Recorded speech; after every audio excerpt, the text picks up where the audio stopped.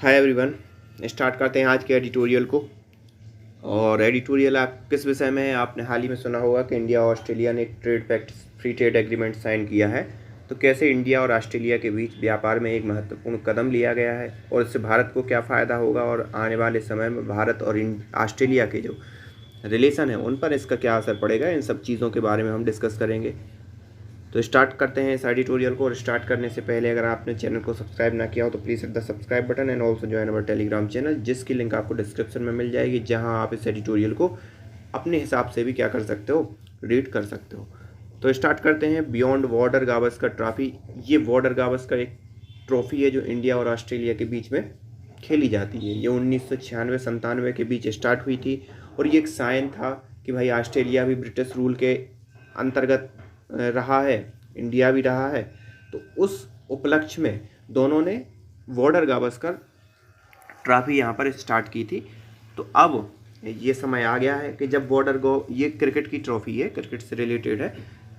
तो अब ये समय आ गया है कि हमें इससे आगे सोचना पड़ेगा और वही कदम वर्तमान समय में इंडिया ने उठाया है या ऑस्ट्रेलिया, दोनों ने मिलकर उठाएगा। Periodic reappraisal of the economic gain from the trade fact with Australia is pragmatic. तो समय समय पर जो एक समय अंतराल के बाद मूल्यांकन जो करना इकोनॉमिक गेन का ट्रेड पैक्ट के थ्रू, वो ऑस्ट्रेलिया ये एक व्यवहारिक विषय है। तो इसके बारे में हम डिटेल में देखेंगे कि आखिरकार इस पॉइंट का, इस कथन का क्या मतलब है। The India Australia economic cooperation and trade agreement ECTA signed last week is a key step in enhancing bilateral economic tie between the two major Indian Ocean littoral मतलब होता है नदी के किनारे बसे हुए शहर या देश, state, and reflect the growing strategic alignment between the new Delhi and Canberra. तो आपने देखा होगा कोविड-19 के बाद ये रसिया यूक्रेन क्राइसिस, इस दोनों के कारण जो वर्ल्ड ऑर्डर चेंज हो रहा है, उस चेंज होते वर्ल्ड ऑर्डर में इंडिया ही एकमात्र ऐसा देश है कि जो एक स्थिर उससे खड़ा हुआ है, ना क्लियरली किसी के ना साथ है ना किसी के विरोध में है। और इन मायनों में देखा जाए तो ये पैक्ट बहुत महत्वपूर्ण साबित होगा। इसीलिए उन्होंने कहा कि bilateral economic tie between two major Indian Ocean littorals and reflect growing strategic alignment. ये स्ट्रेटजिक जो अलाइनमेंट है इसी चीज़ का दर्शा रहा है कि कैसे इन सब चीज़ों का जो अलाइनमेंट है भारत और ऑस्ट्रेलिया के बीच बढ़ रहा है। दूसरी एक प्रमुख वजह ये भी थी कि भारत ने RCEP को ज्वाइन करने से मना कर दिया था, क्योंकि उसमें जो भारत की चिंता है उनको एड्रेस नहीं किया गया था। तो भारत ने कहा था कि भाई हम हर एक राष्ट्र के साथ जो भी RCEP में है उनके साथ हम अलग अलग फ्री ट्रेड एग्रीमेंट करेंगे और अपने अनुसार करेंगे। इस कारण RCEP को ज्वाइन नहीं किया। तो इन सब चीज़ों के कारण उसी रो में भारत ने क्या किया, इस ट्रेड पैक्ट को साइन किया। और इस ट्रेड पैक्ट से नो डाउट दोनों ही देशों के संबंध और घनिष्ठ होंगे और उनकी जो रणनीतिक साझेदारी है वो भी कहीं ना कहीं बढ़ेगी। While India's strongest tie with Australia has hitherto largely centered around their common colonial legacy of cricket, West exemplified in Border Gavaskar Trophy, a more contemporary shared vision has emerged around the mutual need to strengthen their strategic and trade engagement। तो यहाँ पर जो India की strongest tie है वो कहाँ से start हुई थी कहाँ, जहाँ मुख्यतः जो सेंटर्ड थी वो बॉर्डर गावस्कर ट्रॉफी थी, जो एक जीता जागता नमूना था कि जो हमें कॉलोनियल लोगों ने क्रिकेट की रूप में जो लेगेसी दी है उसको आगे बढ़ना। और मोर कॉन्टेम्प्रेरी शेयर्ड विजन था, mutual need to strengthen their strategic, और साथ ही साथ उनके जो ट्रेड एंगेजमेंट थे उसके थ्रू बढ़ाए गए। क्योंकि उससे लोगों, जब कोई ट्रॉफी या खेल होता है तो क्या होता है, दोनों देश के लोग भी उस चीज़ में पार्टिसिपेट करते हैं। जब दोनों देशों के लोग पार्टिसिपेट करते हैं तो हमारे देश में ऑस्ट्रेलिया की बातें होती हैं, ऑस्ट्रेलिया में हमारे देशों की बातें होती हैं, तो धीरे धीरे लोगों के अंदर स्वीकार्यता बढ़ती है। तो यही इन सब चीज़ों ने कहीं ना कहीं म्यूचुअल अंडरस्टैंडिंग विजन पेश की।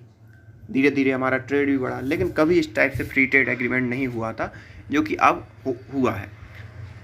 दिस वाज मैनिफेस्टेड इन जून 2020, और इस चीज़ को मैनिफेस्ट कब किया गया? जून 2020 में इस चीज़ की शुरुआत हुई। वही जब RCEP को भारत ने ज्वाइन करने से मना कर दिया था, ये वही समय है। Virtual summit when prime minister Narendra Modi and स्टॉक Morrison decided to elevate the relationship to level of the comprehensive strategic partnership. तो यहाँ पर उसी समय दोनों ही देशों के राष्ट्राध्यक्षों ने ये डिसाइड किया कि हम कॉम्प्रिहेंसिव मतलब बहुत ही गहन तरीके की रणनीतिक पार्टनरशिप एक दूसरे के बीच में करेंगे। Defence and strategic tie have gained significant traction. तो जो डिफेंस है और जो रणनीतिक टाई भारत और ऑस्ट्रेलिया के बीच हुई थी, उसने सिग्निफिकेंट ट्रैक्शन दिया। And latest ECTA has been hammered out in just 6 months since negotiation restarted in September. तो यहाँ पर उसके परिणाम स्वरूप ECTA हमारे पास सामने आया, और वो कब सामने आया? तुरंत ही 6 month के बाद, जब से सितंबर से हमारा नेगोशिएशन स्टार्ट हुआ था, और अभी तो आप लगभग 6 महीने के अंदर ही अंदर ये चीज़ें सॉर्ट आउट हो गई और एग्रीमेंट भी साइन हो गया।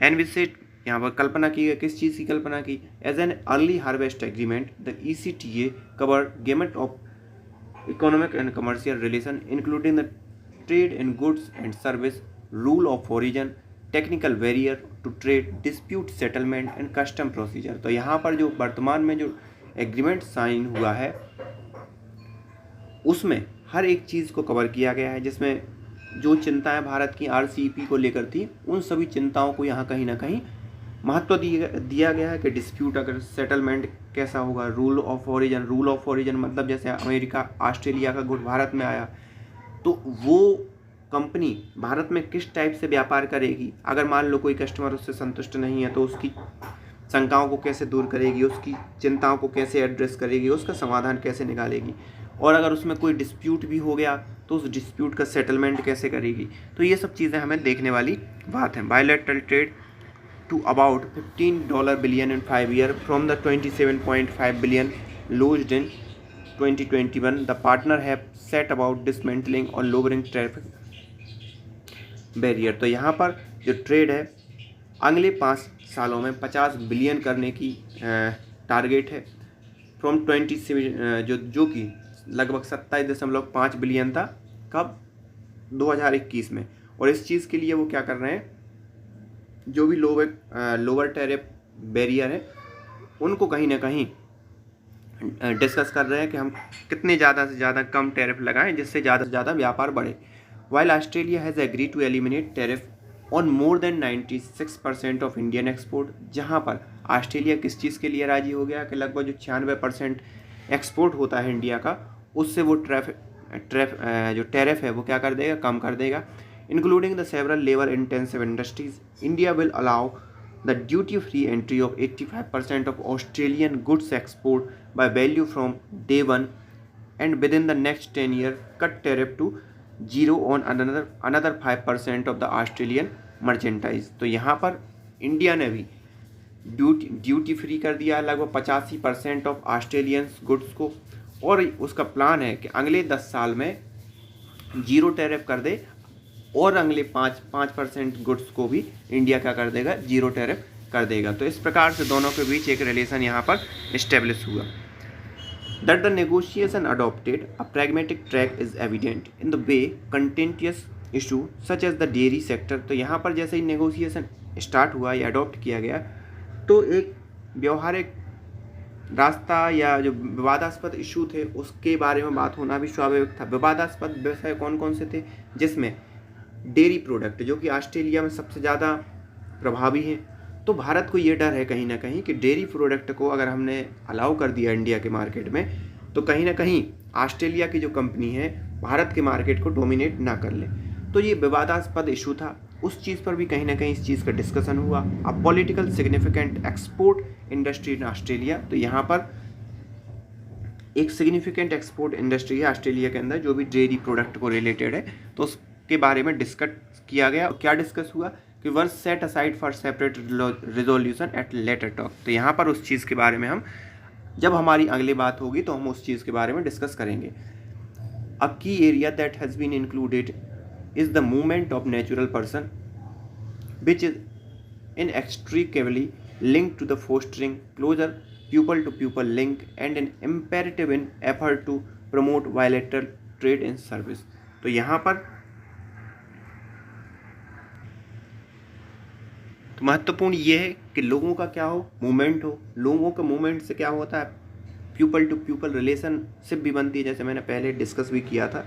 उससे क्या होता है, जो सर्विस सेक्टर एरिया है, जो ट्रेड सर्विस के अंदर है, उसमें आपको कहीं ना कहीं प्रमोट करने में मदद मिलती है। अगर आप मान लो ऑस्ट्रेलियन लोगों को, जैसे अभी चीनी कंपनियों के खिलाफ हो रहा है कि हम चीनी कंपनियों को पसंद नहीं करते। क्यों नहीं करते? क्योंकि कई इशू हैं। उसके कारण चीनी कंपनियों की जो सर्विस है खुद सरकार ने भी बंद कर दी, और हम खुद भी ये नहीं चाहेंगे कि कोई चीनी कंपनी हमारे लिए सर्विस दे या हमारा पैसा चीन में जाए। तो ये चीज़ भी एक प्रमुख रूप से देखी जाती है। और जब सर्विस सेक्टर की बात हो तब तो और महत्वपूर्ण तरीके से। तो जो भी नेचुरल पर्सन है, पर्सन टू पर्सन एक रिलेशनशिप है, उसको भी बिल्ड किया जाना चाहिए। The agreement aim to support access for range of Australian and Indian skilled service provider. तो यहाँ पर जो एग्रीमेंट है उसका लक्ष्य है कि सपोर्ट एक्सेस हो एक दूसरे, ऑस्ट्रेलिया के जो स्किल्ड सर्विस प्रोवाइडर है उसका भारत में, और भारत के जो स्किल्ड सर्विस प्रोवाइडर है उसका इंडिया में। और यही case investor and the business visitors and also crucially seek to address an area link to another major Australian export education. तो यहाँ पर भी ऑस्ट्रेलिया में एजुकेशन में भी आपने देखा होगा कि भारत के कई लोग पढ़ने जाते हैं। यूक्रेन में भी जाते थे, लेकिन अब यूक्रेन तो तबाह हो गया है, लेकिन ऑस्ट्रेलिया में भी जाते हैं।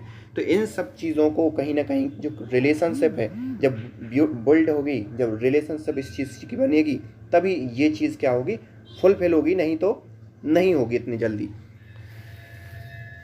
Canada has now agree on a reciprocal basis to ease visa restriction. Canberra has now agree. Canberra मतलब कहीं ना कहीं ऑस्ट्रेलिया की ही बात कर रहे हैं, जो कि ऑस्ट्रेलिया की राजधानी है।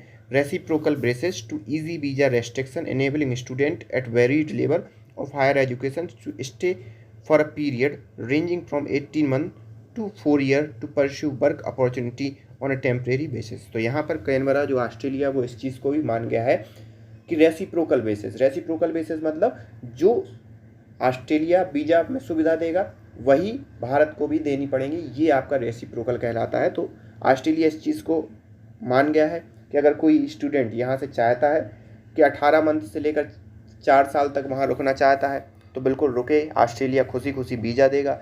और अगर आपको वर्क अपॉर्चुनिटी मिलती है टेम्परेरी बेसिस पर तो वो भी आप इस दरमियान कर सकते हो। और यही चीज़ भारत भी उसको क्या करेगा, अलाउ करेगा ऑस्ट्रेलियन स्टूडेंट या ऑस्ट्रेलियन विजिटर्स को। Arguably, the best feature of the ECTA though is the incorporation of a compulsory review mechanism at the end of 15 year। तो यहाँ पर एक प्रमुख बात ये है कि इस एग्रीमेंट में ये देखा गया है कि एक कंपलसरी रिव्यू होगा, मतलब दोनों देश रिव्यू करेंगे अपने ट्रेड का। ऐसा तो नहीं है कि ऑस्ट्रेलिया की कंपनी ने फुल्ली डोमिनेट कर लिया हो इंडिया के मार्केट को, या इंडिया की कंपनी ने फुल्ली डोमिनेट कर लिया हो ऑस्ट्रेलिया की मार्केट को। तो ये चीज़ हर 15 साल में क्या होगी, रिव्यू होगी, और रिव्यू के आधार पर फिर जो रूल्स एंड रेगुलेशन होंगे वो उस हिसाब से बनाए जाएंगे। With past FTA having prove less than beneficial to domestic industry, जो कि पुराने भूतकाल में जो भारत ने फ्री ट्रेड एग्रीमेंट साइन किए हैं उसमें भारत को कहीं इतना ज़्यादा कुछ फ़ायदा हुआ नहीं है। इसको मैंने एक एडिटोरियल में लगभग 1 साल पहले मैंने इस एडिटोरियल को कवर किया था, आपको मालूम हो चाहे ना मालूम हो। लेकिन उस चीज़ में मैंने ये सब चीज़ें कि पास्ट जो फ्री ट्रेड एग्रीमेंट हुए थे जब RCEP को भारत ने ज्वाइन नहीं किया था, उस समय मैंने एक एडिटोरियल कवर किया था। उसमें ये हमने देखा था कि कैसे भारत को कि जो पुराने फ्री ट्रेड एग्रीमेंट है भारत के लिए उतने बेनिफिशियल नहीं रहे जितने कि भारत ने सोचे थे। India's negotiation have set meaningful precedent in including the feature of periodically reappraise the economic gain from such trade pact. तो यहाँ पर जो इंडिया का नेगोशिएशन है उसने कहीं ना कहीं एक मीनिंगफुल उसको फ़ायदा पहुँचाएगा। और इसका एक फीचर है जो बहुत ही इंपॉर्टेंट फीचर है, क्या है कि आप पीरियडिकली एक समय अंतराल के बाद आप उस चीज़ का क्या करोगे, मूल्यांकन करोगे कि आपका जो ट्रेड पैक्ट है वो आपके लिए फ़ायदेमंद है या आपके लिए नुकसानदेह है। तो उस हिसाब से नए रूल डिसाइड करना है। जैसे कि इसमें बताया गया है इस ट्रेड पैक्ट में कि हर 15 साल के बाद क्या होगा, रिव्यू होगा ट्रेड कि आपने आखिरकार ट्रेड में फ़ायदा कितना हो रहा है, नुकसान कितना हो रहा है। तो ये आपका पूरा एडिटोरियल था। आई होप आपको इस एडिटोरियल को समझ में आया होगा और आप इसको टेलीग्राम ग्रुप पर जाके भी पढ़ सकते हो। और अगर आप अनअकैडमी पर किसी भी प्रकार का सब्सक्रिप्शन लेना चाहते हो तो आप कूपन कोड यूज़ कर सकते हो SHRI NATH और 10। ये आप कूपन कोड यूज़ करके मैक्सिमम डिस्काउंट भी अवेल कर सकते हो। So thank you for this editorial.